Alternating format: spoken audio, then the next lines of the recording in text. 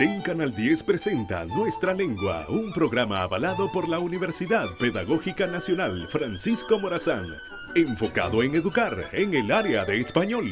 Nuestra Lengua. Estimados televidentes, sean todos bienvenidos a Nuestra Lengua. Este es un programa producido por la Universidad Pedagógica Nacional Francisco Morazán y transmitido en Televisión Educativa Nacional Canal 10. Los propósitos de este programa educativo son dos. En primer lugar, promover el uso adecuado y correcto del idioma español y además facilitar estrategias metodológicas que permitan potenciar las habilidades comunicativas como leer, escribir, hablar y escuchar. Les saluda Éter Núñez y a continuación daremos paso al segmento Taller de la Palabra. El día de hoy, como de costumbre, traemos un tema muy interesante y muy afín a esto del aprendizaje de la lectoescritura, específicamente en los primeros lectores o de aquellos niños que vienen iniciando el proceso de enseñanza-aprendizaje de la lectoescritura. Y precisamente es contestando una pregunta que hace algunos días una fiel televidente, docente, me hizo, y esta pregunta es: ¿cómo decodifican los niños y las niñas? Esta es una pregunta muy interesante porque yo fui docente de primer grado 5 años consecutivos y hasta hace poco leo mucho acerca de los descubrimientos que se han hecho en la neurociencia y en la psicolingüística. Este es un programa que el día de hoy es muy afín para los profesores y los docentes que nos miran, pero particularmente para los profesores de los primeros grados, de prebásica y de primer grado. Y vamos a comenzar precisamente, voy a introducir el tema con un experimento. Vamos a hacer una prueba. Voy a mostrar en pantalla 4 palabras y voy a pedirle a usted televidente que me está sintonizando que trate de leerlas lo más rápido que pueda.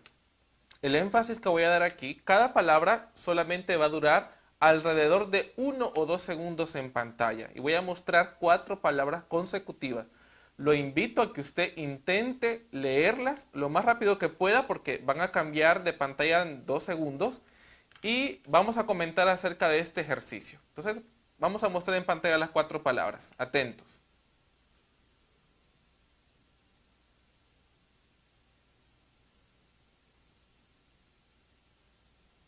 Bueno, voy a comentar acerca de este ejercicio. Veamos que en primer lugar estas son palabras que no son muy fácil de reconocer. Son palabras un poco extensas para empezar y en segundo lugar son palabras con las que quizás no estamos familiarizados.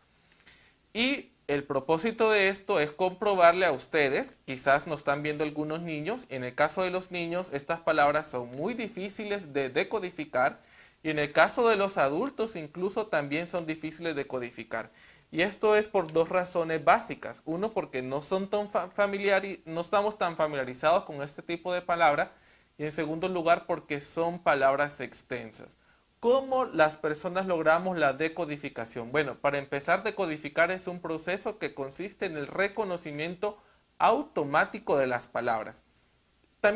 Tampoco puede ser, no necesariamente tiene que ser automático, con solo el hecho de que las reconozcamos, pero decodificar es reconocer las palabras. Este es un primer acercamiento en cuanto a la definición.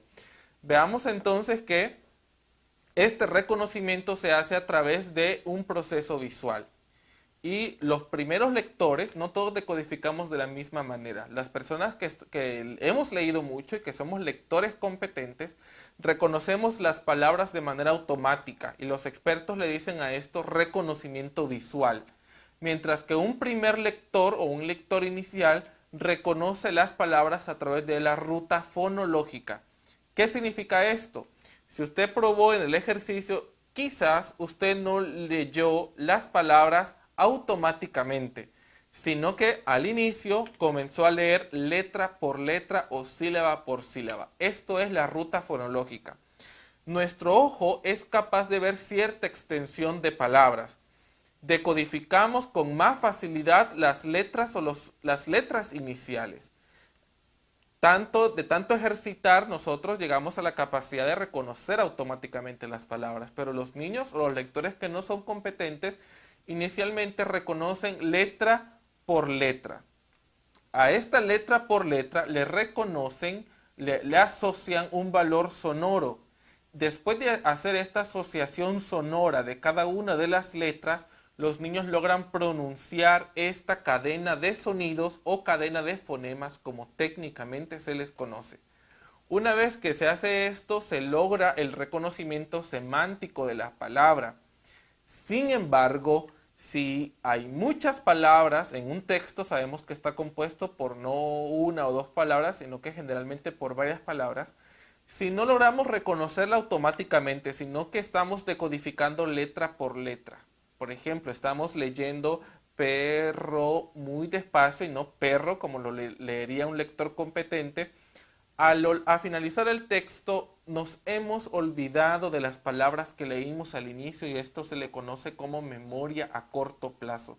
Es por eso que hay mucha relación, según las investigaciones, entre la fluidez lectora, la rapidez con la que leemos y la comprensión lectora. Entonces, retomando, nosotros podemos reconocer las palabras a través de dos maneras. Una ruta fonológica, que es decodificar letra por letra, asociar a cada letra los sonidos y luego pronunciar esta cadena de sonidos para llegar a la pronunciación de la palabra. Y luego a través de la ruta visual, es decir, el reconocimiento automático de cada una de las palabras. Para llegar a esta estrategia de reconocimiento visual tenemos que ejercitar mucho la lectura, mecanizar la decodificación y esto se logra solamente en los primeros grados, dicen las investigaciones. Si sus niños y sus niñas, si los profesores, los estudiantes no logran que se automatice la decodificación en el primer grado, vamos a arrastrar una dificultad en la velocidad lectora en los grados subsiguientes y por lo tanto este niño o niña no va a lograr un nivel de comprensión lectora óptimo. ¿Qué se recomienda entonces? Que se haga una enseñanza explícita del código alfabético. ¿Qué significa esto del código alfabético? No es más que nuestro sistema de signos, los signos que nosotros utilizamos para escribir. Precisamente en el siguiente programa voy a dar 5 pasos para que logremos la enseñanza del código alfabético. Sin embargo, si usted tiene problemas en decodificar o en reconocer automáticamente las palabras, esto es difícil dependiendo realmente de la cantidad de años que usted tiene. Porque si no logró hacer el reconocimiento de las palabras, lograr este proceso automático en su infancia, digamos que a los 15, 16 años es difícil, pero no imposible. En el programa anterior, por ejemplo, di una estrategia de cómo podemos modelar la lectura en voz alta precisamente para lograr que los niños y las niñas automaticen el reconocimiento de las palabras y de esta forma logren decodificar el texto a través de una ruta visual y no a través de una ruta fonológica. Entonces, si usted televidente fue de los que pudo leer las palabras que mostré en pantalla de manera automática, considérese un lector competente. Y por lo tanto, esto significa que lee una cierta cantidad de palabras por minuto, específicamente más de 100 palabras por minuto. Es decir, que puede decodificar 2 palabras por cada segundo. Esto lo hace el ojo a través de un movimiento de palabra por palabra, pero esta habilidad visual no se desarrolla sino a través de la práctica constante. Si nosotros observamos a los niños en primer grado, nos damos cuenta que ellos leen letra por letra, decodifican los fragmentos de las palabras, no son capaces de decodificar las palabras completas. Y si usted televidente fue de los que tuvo que leer estas palabras a través de una ruta fonológica, es decir, que leyó letra por letra o sílaba por sílaba, tiene que preocuparse, porque esto significa que usted no tiene desarrollada la fluidez lectora, que no logró automatizar la decodificación fonológica y se quedó en esta etapa. No pudo pasar a la etapa de reconocimiento de la ruta visual.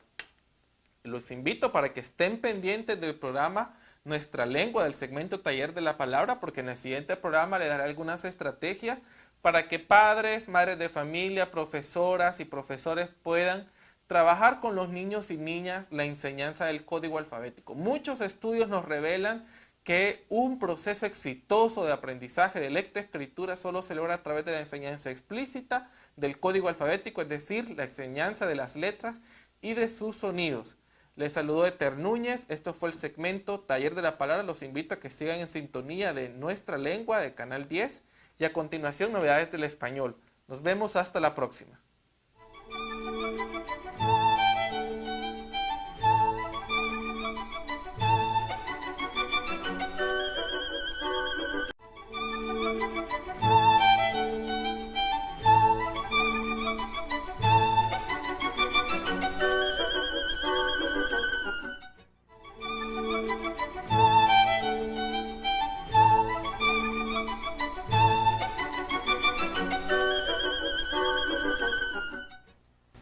Hola amigos, una vez más, bienvenidos al segmento lingüístico Novedades del Español del programa Nuestra Lengua, producido por la Universidad Pedagógica Nacional Francisco Morazán y transmitido por este su canal, Televisión Educativa Nacional Canal 10.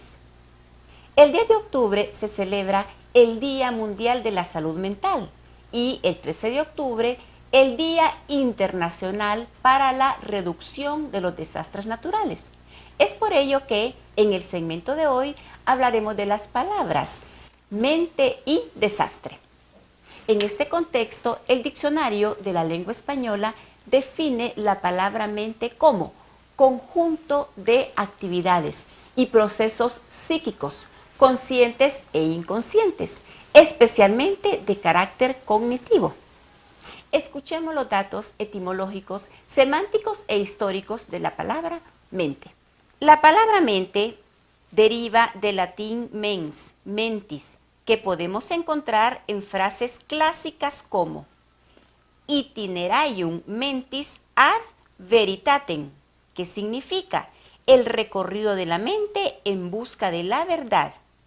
Mens sana in corpore sano, mente sana, cuerpo sano. 10 junio juvenal.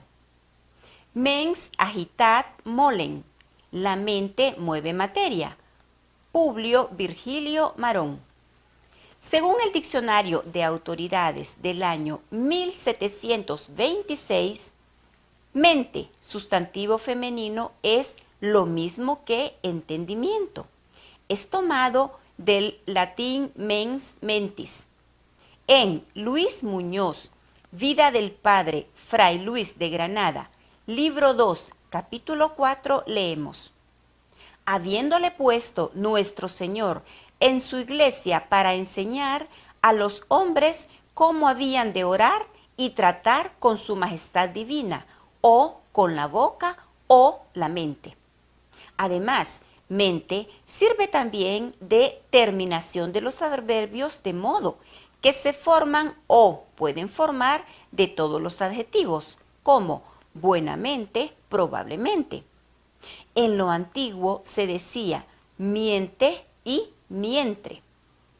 En Don Francisco de Quevedo, Cuento de Cuentos, dedicatoria, leemos: bien considerable es el entremetimiento de esta palabra mente, que se anda enfadando las cláusulas y paseándose por las voces, eternamente, ricamente, gloriosamente, altamente, santamente, y esta porfia sin fin. Tener en la mente, frase que vale tener pensada o prevenida con cuidado alguna cosa. Entre los sinónimos de mente se encuentran entendimiento, intelecto, inteligencia, pensamiento, cerebro, razón. Entre sus derivados podemos mencionar mental, que pertenece a la mente; mentalidad, manera de pensar. El sufijo dad indica cualidad. Demente, enfermo mental. El prefijo de indica dirección de arriba a abajo, alejamiento, privación. Demencia, cualidad ia de demente. Cada 10 de octubre se celebra el Día Mundial de la Salud Mental, con el objetivo de sensibilizar sobre los problemas relacionados con la salud mental y movilizar esfuerzos para ayudar a mejorarla. Educación inclusiva, salud mental positiva. Este es el eslogan elegido mediante votación popular para el Día Mundial de la Salud Mental de este año 2018. De igual manera, el Diccionario de la Lengua Española define la palabra desastre como desgracia grande, hecho infeliz y lamentable. Conozcamos los datos etimológicos, semánticos e históricos de la palabra desastre. De acuerdo con la etimología, la palabra desastre proviene del provenzal desastre, compuesta del sufijo latino dis, separación por múltiples vías, y astro, estrella. Según la etimología, el origen de las palabras de Ricardo Soca, la antigua creencia de que las posiciones relativas de los astros y estrellas tienen alguna influencia sobre la vida de las personas, dio lugar al surgimiento de numerosas palabras referentes a ideas sobre la suerte o el azar. Un ejemplo es desastre, procedente del provenzal antiguo desastre, que denotaba desgracia y provenía del italiano disastro, con el mismo significado. El provenzal tiene también otro término, malastre, para referirse a un hecho infortunado causado por la mala influencia de los astros. La palabra aparece registrada por primera vez en nuestra lengua en 1444, en el Laberinto de Fortuna de Juan de Mena, 1411-1456. Entre los sinónimos de desastre tenemos calamidad, cataclismo, catástrofe, devastación, hecatombe, caos, ruina, desgracia, adversidad. Entre los antónimos, ventura, logro, felicidad. La Asamblea General de las Naciones Unidas designó el 13 de octubre como Día Internacional para la Reducción de los Desastres Naturales, con el propósito de concientizar a los gobiernos y a las personas para que tomen medidas encaminadas a minimizar estos riesgos. Agradecemos su gentil atención. A continuación, el segmento Acreditación y Calidad Sostenida.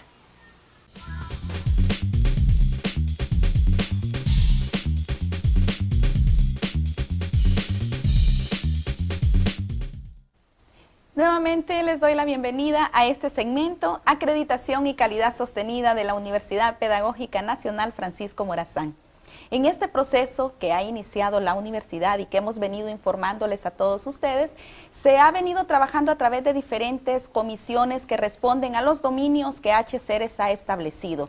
En estas comisiones han estado integrados diferentes actores, docentes, pero uno de los actores más importantes ha sido los estudiantes. Y este día nos acompaña Amílcar Espinal, quien ha tenido la oportunidad de poder participar. Amílcar, bienvenido, muchas gracias por estar con nosotros. Cuéntenos, Amílcar, ¿cuál ha sido su participación en este proceso de acreditación de la universidad? Gracias, licenciada, por tomarnos en cuenta como estudiantes y, bueno, pues la participación de nosotros ha sido por medio de grupos focales, los cuales han estado constituidos con otros profesionales, como usted bien lo decía, del área administrativa, docentes y de estudiantes. ¿Usted considera importante la participación de los estudiantes, Amílcar? ¿Cómo, como estudiante, usted ve este proceso de acreditación de nuestra universidad? Yo creo que el proceso está claro cuáles son sus objetivos y desde el momento que los estudiantes, nosotros los estudiantes somos tomados en cuenta, creo que es un factor, por decirlo así, determinante para este proceso de acreditación, porque podremos decir que somos los beneficiados directos de este proceso.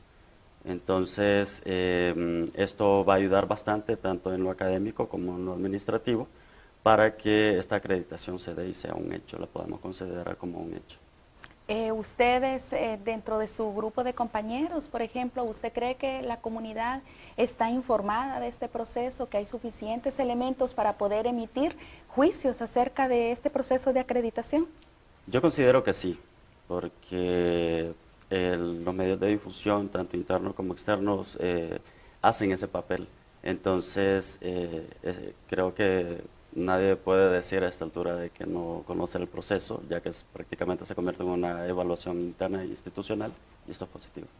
¿Cómo considera usted la autoevaluación para una institución? Así rápidamente, Amílcar. El proceso de autoevaluación interna es muy importante porque es de donde se empiezan a identificar todas esas falencias que se tienen a nivel interno, y esto ayuda para que cuando exista una evaluación externa ya conocer qué es lo que tenemos que mejorar para brindar una educación de calidad. Muchísimas gracias, Amílcar, por acompañarnos, por conversar con nosotros sobre este tema tan importante. Le agradezco mucho la agencia. Gracias a todos ustedes, amigas y amigos, por acompañarnos. Les invitamos a que estén con nosotros en la próxima emisión de su segmento Acreditación y Calidad Sostenida.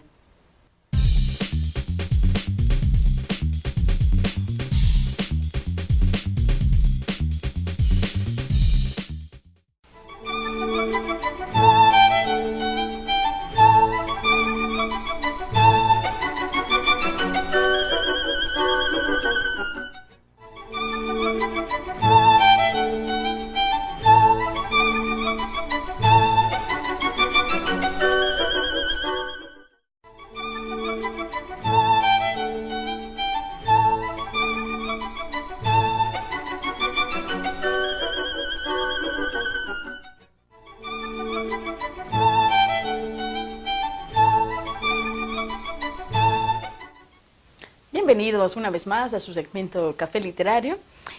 Como siempre, en este segmento leemos obras, conversamos con escritores, analizamos obras desde diferentes perspectivas y damos nuestro punto de vista sobre lo que nos gusta, lo que nos apasiona, lo que nos llena el alma, la literatura. Seguimos conversando con René Noé acerca de su obra, de sus premios, de sus proyectos a corto o a largo plazo. Y espero que ustedes disfruten a continuación este segmento. René, ¿seguimos conversando? Sí. ¿Cómo está su ánimo? Muy bien, realmente bien. Muy bien, si hablamos de poesía, la cosa se pone buena. Sí, sí. Me ha contado que ha ganado ciertos premios de poesía. Sí. ¿Cuáles son y cómo ha ocurrido esta situación? He participado en convocatorias, antologías, donde hay un premio para los 3 primeros lugares. De esas antologías, 3 fueron en España, y la 4ª fue en Miami. Pues con la suerte que en las 4 gané el primer lugar. Y lo otro es que gracias. Y lo otro es que soy el único centroamericano que integra estas antologías. Para ese tiempo, cuando gané la primera fue en el 2002. Entonces me invitaron a formar parte de la Red Mundial de Escritores en español, se llama Redes. Y pues por ahí fui ampliando, ¿no? Fui teniendo contactos, porque al final de eso se trata. Vaya, por ejemplo, las personas que participan muchos que participan en festivales, que nos van a representar a festivales, es por eso, ¿no? Por los contactos. Darse a conocer. Sí, un amigo los vio en algún lugar, entonces los invita a otro lugar, y así se va creciendo, ¿no? Sí, sí. Sí, y actualmente soy miembro de la Sociedad Literaria de Honduras. Oh, perfecto, perfecto. ¿Y qué se siente ser el único centroamericano Fue un orgullo, sí, ¿verdad? Sí, de hecho, cuando en la primera antología yo me sentí súper bien, un amigo me dijo, ojalá que eso no se te vaya a subir, me dijo. Y le digo yo, pero ¿para qué más ego del que ya tengo? ¿No? Es terrible. Ahora he ido controlando eso, pero una experiencia que a mí me hizo ir desdoblando el ego fue que cuando llegó la primera antología, cuando me la enviaron a la casa, llega el muchacho del correo a entregarla, se la muestro a mi mamá, le digo, mira, ¿vos qué decís? Sí, aquí estoy. Existo. Sí, y viene y me queda viendo, me dice, ¿y qué? Sí. No, doña, le digo que mira, que es en España y que no sé qué. Y, sí, pero ¿y qué ha cambiado en tu vida? Sí. Sí, sí, sí, y eso ayuda, ¿no? Sí. A poner los pies en la tierra. Sí, Ujú. sí. ¿Es una tendencia que el poeta se aísle un poco del mundanal mundo, del mundo tan mundano, tan vanidoso y tan... Pues yo creo que sí, sí, eso sucede en algún momento, ¿no? de la vida, porque cuando uno se da cuenta que la labor del escritor es en solitario, entonces trata de recuperar el tiempo perdido, eso es imposible, ¿no? Pero sí, cuando uno está joven, cuando empieza a escribir a darse a conocer a los 18 años, 20 años, en esa etapa, ¿no? De los 20 a los 30, uno se dedica más a andar en eventos y en la vida bohemia y descuida su trabajo. No es algo general, ¿no? Pero sí es mi caso y es el caso de algunos amigos que tengo, ¿no? Que, luego, avanzando el tiempo, uno comprende que si se dice escritor y si se dice poeta, pues tiene que producir. Así. Y hablando de producciones, ¿cómo llega la musa a usted? ¿Cuál es el proceso creador en usted? Pues a veces se me ocurre una idea y empiezo a darle vueltas en mi mente. Son 2, 3 versos que se me vienen y lo ando ahí. ¿No se le Y de ahí- olvida? No, Ajá. y le doy vueltas y soy obsesivo, entonces eso también me ayuda, ¿no? De ahí le voy agregando versos y si ha pasado un tiempo, un mes o 3 meses o hasta 4 meses y no se me olvida, entonces digo yo, aquí tengo algo y ya empiezo a escribir. 4 meses sin olvidar un verso. Sí. Dios santo. Es fantástico. Ajá, continúe. Pero si se me olvida, entonces, bueno, me digo yo, no valía la pena y está bien, o sea, ni siquiera me puse a escribirlo. Sí. Y hasta hoy, incluso yo creía, cuando me comentó usted esto, me preguntó esto de las musas, ¿no? Hasta hoy yo he dicho que yo no tengo musas, que le escribo a toda y a ninguna, para así no tener problemas, ¿no? Por lo que pasa, ¿no? Lo que hablábamos de si sucede una ruptura amorosa, y esa mujer se va de su vida y después uno va a leer a algún lugar y le piden aquel poema que uno le escribió para no sufrir, ¿no? Hasta hoy he dicho eso, pero la verdad es que descubrí una persona en mi vida, una mujer en mi vida, me enseñó que sí existen las musas. Ella es una musa. Y me encuentro con el reto ahora de que si le escribo algo, el siguiente texto que le voy a escribir tiene que ser mejor. Dios santo. Entonces sí, se me complica la cosa. Está emproblemado, porque superarse usted mismo es... Sí, cuesta. pero al final pues es eso, ¿no? O sea, cada poema de hecho es un mundo. Es un momento, un momento también, ¿verdad? Sí. Marca un momento en la vida del poeta y lo que siente en ese momento. Y la etapa que uno está viviendo. Yo le comentaba de Autopsia para un jazmín, que es un libro que lo escribí hace 15 años. Sí. Y yo lo he tenido ahí, pero lo fui trabajando, primero no lo publiqué por cierto temor, por ciertas inseguridades que uno tiene. Ya después me di cuenta que en Honduras, por ejemplo, existe un reto. Y es superar el primer libro. Superar el primer libro. Las personas que publican, muchos que han publicado, y poetas incluso, Renombrados grandes ya, poetas, consagrados. sí, renombrados, sí, y algunos vivos y otros muertos, su primer libro no fue una buena obra. Y luego se Y avergüenzan algunos, de eso. sí, se arrepienten de su primer libro. Entonces superar ese reto, ¿no? Que el primer libro sea bueno, o que sea muy bueno, blindarlo, ¿no? Entonces por eso también me ha llevado este tiempo trabajarlo. Ya es un proceso de edición que de hecho para meterme de lleno en la edición de un poema, recuerdo siempre una frase de Javier Bindel. Javier Bindel es un gran amigo mío y él es quien me ha formado durante todo este tiempo.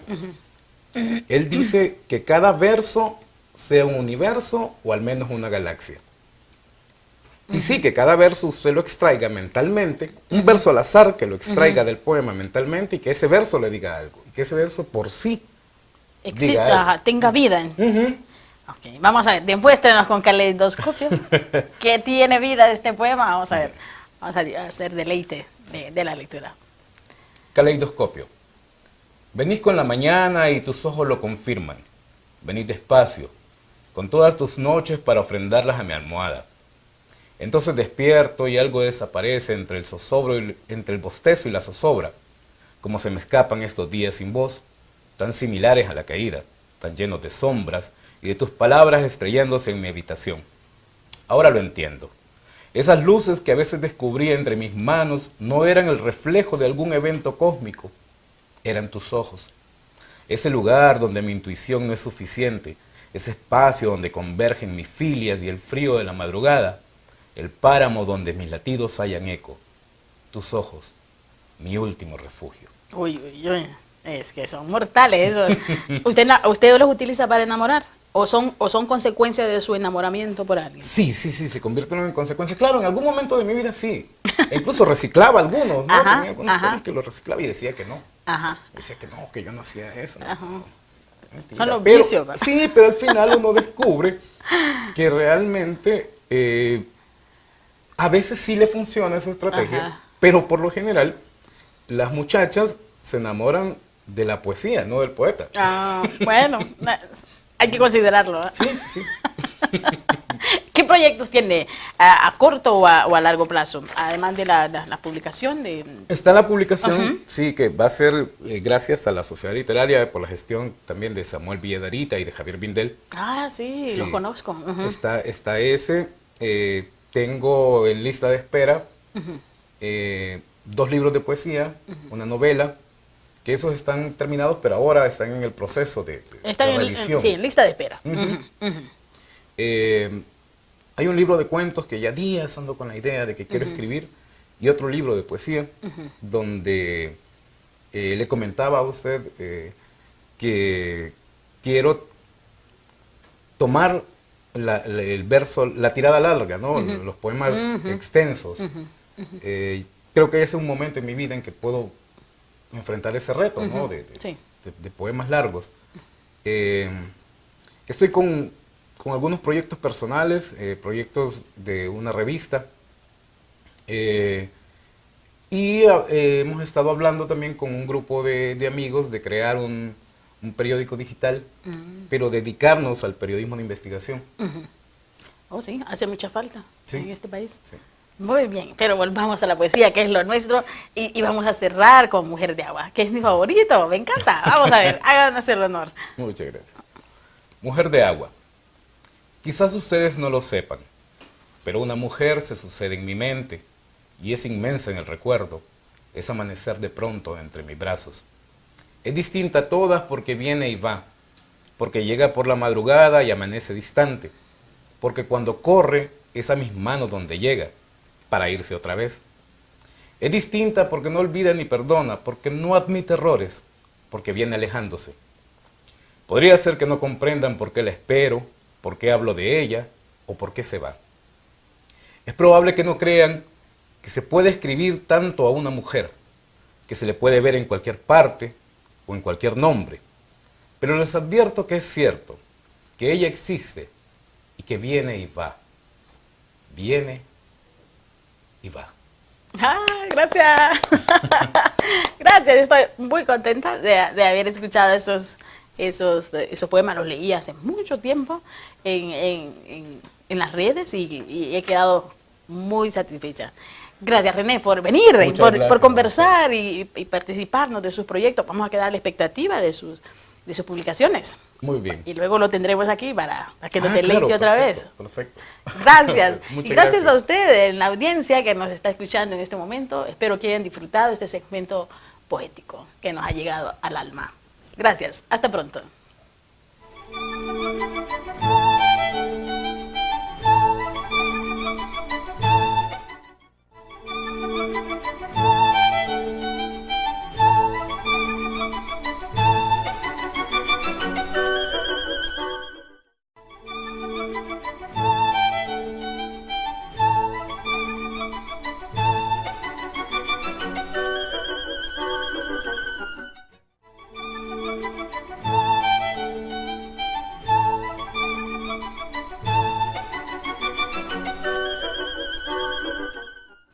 Hola, bienvenidos nuevamente al programa Nuestra Lengua.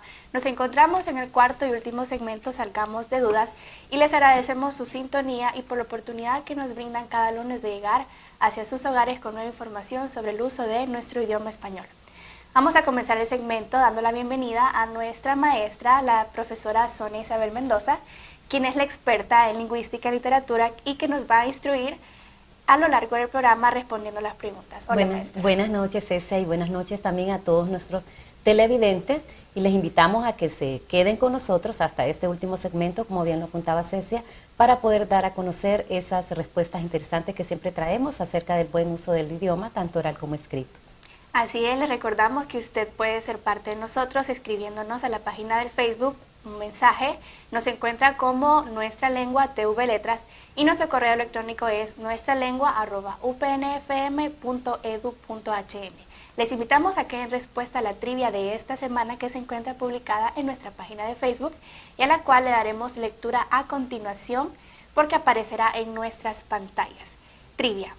Es una palabra o significado nuevo en un idioma. Tenemos tres opciones. Opción A, arcaísmo. Opción B, neologismo. Y opción C, extranjerismo. Si usted conoce cuál de estas tres opciones corresponde a la proposición que está en la arriba parte de la trivia, pues les invitamos a que puedan responderla en nuestra página de Facebook. Al final del segmento estaremos dando la respuesta correcta. Vamos a comenzar nuestro segmento con la primera pregunta. Siempre les agradecemos a ustedes por las preguntas que nos envían semana a semana. ¿Recepcionar y recibir son sinónimos? Sí, estamos hablando de verbos, ¿verdad, Cecia? Donde ha habido alguna duda para saber cuál emplear. Diríamos que recepcionar es una palabra derivada de recepción, acción y efecto de recibir, que no aparece recogido en el diccionario de la Real Academia Española.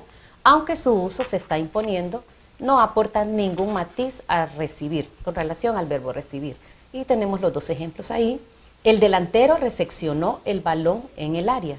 El delantero recibió el balón en el área, teniendo la segunda oración pues como apropiada.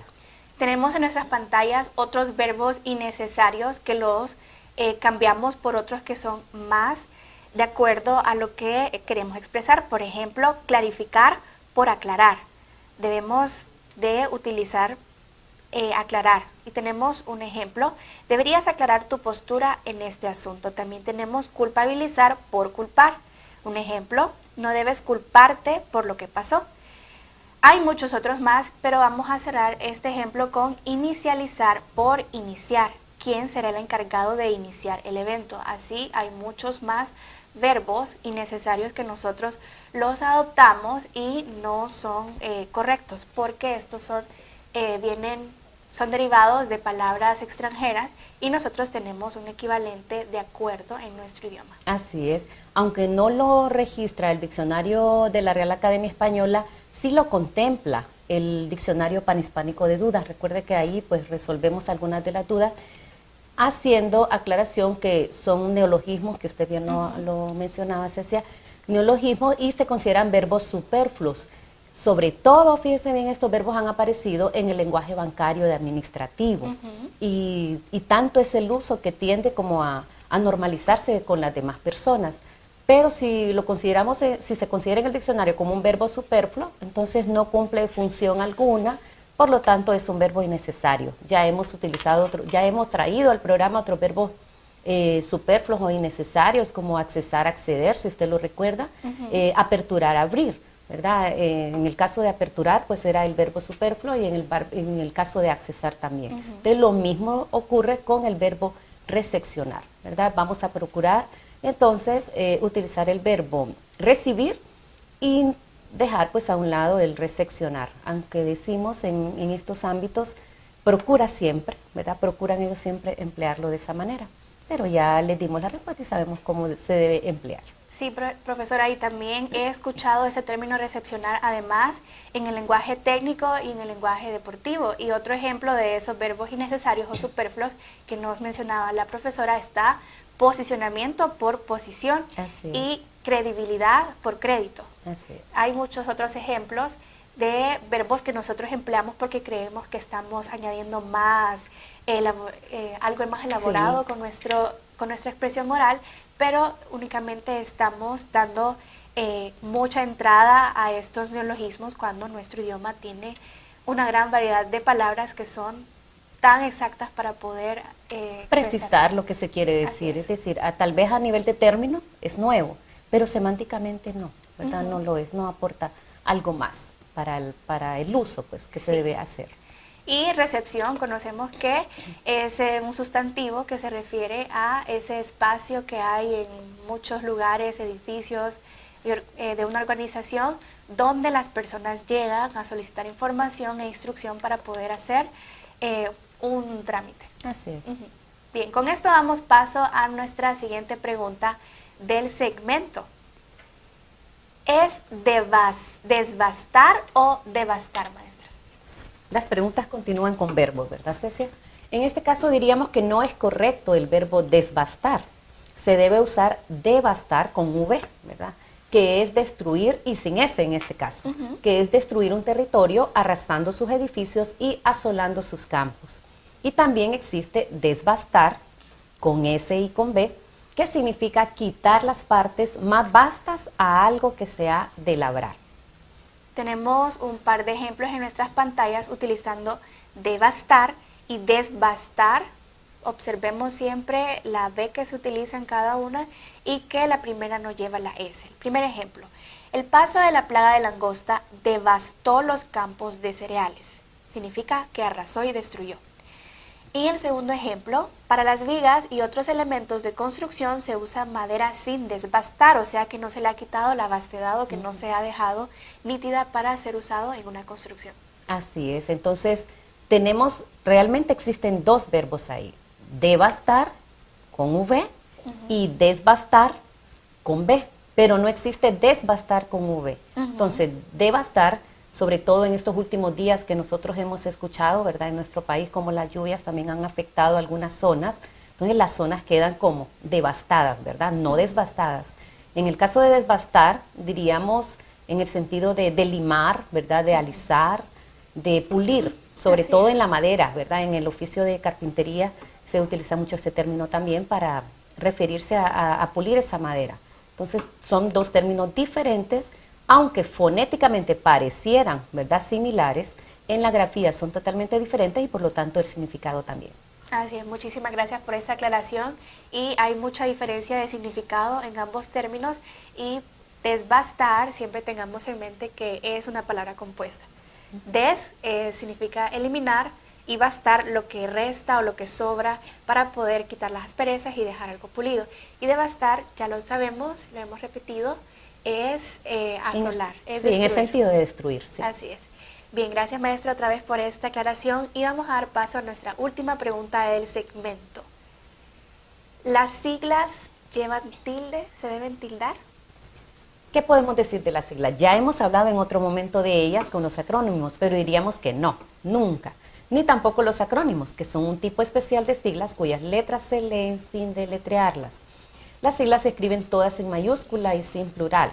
Tenemos ahí algunas que son siglas y acrónimos a la vez, como CIA, IVA, ONG, que ve que ya la leemos deletreada, ISO y NIF, ¿verdad? Tenemos contempladas ahí 5 de las siglas, que una de ellas también pueden ser acrónimos, pero la pregunta solamente va enfocada en si se tildan o no, entonces diríamos que no, ¿verdad?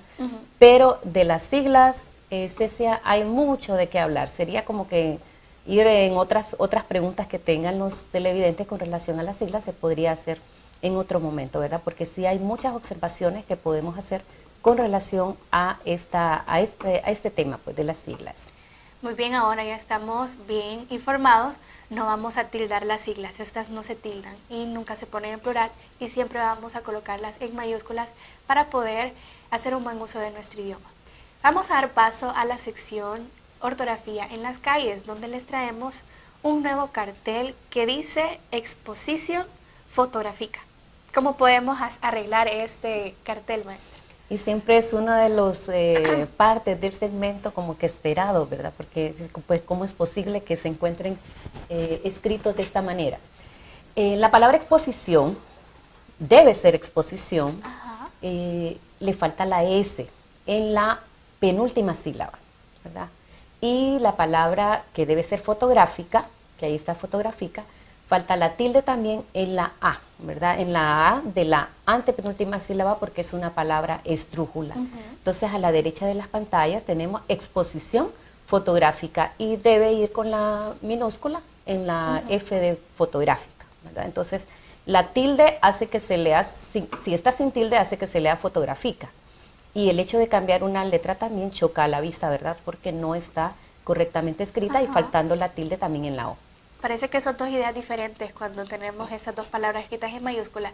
Y también algo peculiar es que este cartel se nota que fue escrito por alguna computadora en Word. Y siempre estos dispositivos nos corrigen y nos indican cuando algo está mal escrito, y pues nosotros debemos de atender a estas correcciones que el mismo ordenador nos puede ofrecer. Gracias por enviarnos este cartel y les invitamos a que nos puedan enviar otros más que usted vea a su alrededor para incluirlos en este segmento Salgamos de Dudas. A continuación vamos a dar la respuesta de la trivia que les planteamos al inicio del segmento. Es una palabra o significado nuevo en un idioma. La opción A, arcaísmo. Opción B, neologismo. Y opción C, extranjerismo.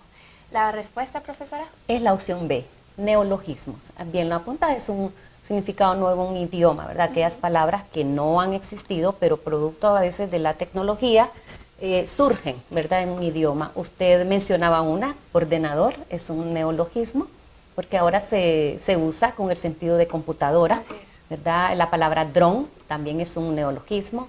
¿Qué otra? Cibernauta, ¿verdad? Casi varias de ellas van asociadas a la parte informática y tecnológica también, pero ya lo sabe usted, ¿verdad? Arcaísmo sería lo contrario, pero siempre le dejamos ahí como sin explicar mucho para que usted busque también en sus hogares el significado de las palabras restantes. Agradecemos igualmente el que usted nos haya acompañado en este programa y los esperamos el próximo lunes.